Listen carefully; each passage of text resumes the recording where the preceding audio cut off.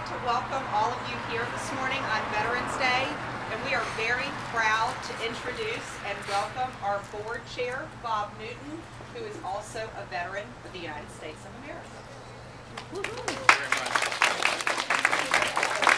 It's a pleasure to welcome you all here today on this occasion. And once again, we honor all of those who have served this country in the armed services.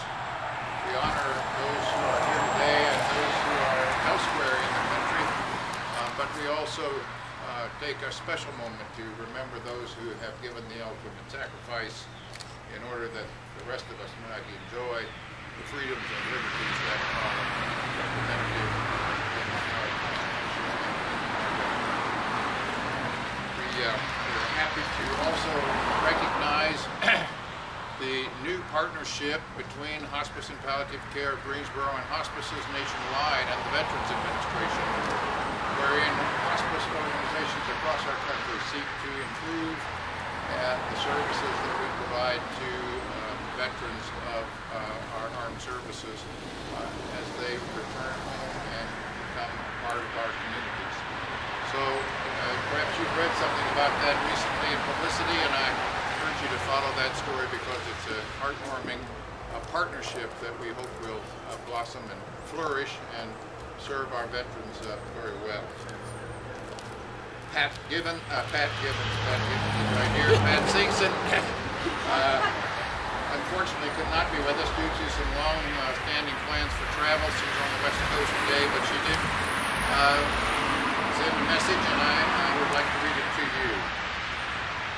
Dear Hospice and Palliative Care, Greensboro staff and volunteers who have served our country in the military, I am sorry that I cannot join this wonderful celebration honoring our patients, staff, and volunteers who are United States veterans. It surprises many Americans to learn that 25% of all deaths in the United States are veterans. That's 1,800 people a day, more than 680,000 veterans per year. These heroic Americans deserve recognition for their military service, particularly at the end of life's journey. On any given day, we are serving many veterans as hospice patients. Today, we honor 12 of our own hospice and palliative care staff and volunteers. Thank you for your dedicated service to our country. Our national organization, the National Hospice and Palliative Care Organization, in collaboration with the Department of Veterans Affairs, is launching We Honor Veterans, a pioneering campaign to improve the care veterans receive from hospice and palliative care providers. By recognizing the unique needs of our nation's veterans who are facing a life-limiting illness, hospice and palliative care providers will be able to guide America's veterans and their families toward a more peaceful ending. And in cases where there might be some specific needs related to the veteran's military service, combat experience, or other traumatic events, providers will find tools to help support those they are caring for. America's veterans have done everything asked of them in their mission to serve our country, and we believe it is never too late to give them a hero's welcome home. Now it is time that we step up, acquire the necessary skills, and fulfill our mission to serve these men and women with the dignity that they deserve. This is quote from Mrs. Schumacher, the President of the National Hospice and Palliative Care Organization. Pat thanks you for being here and wishes you the very best as we celebrate today.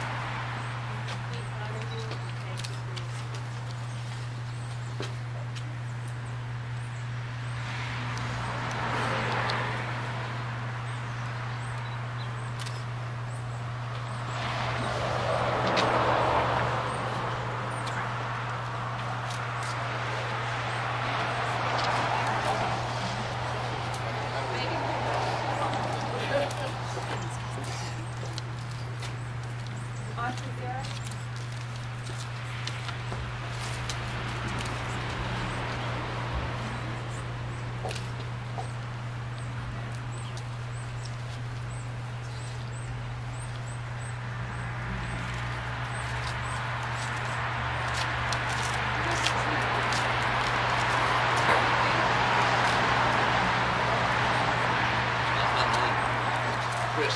It is Chris. Okay. Chris. Sorry.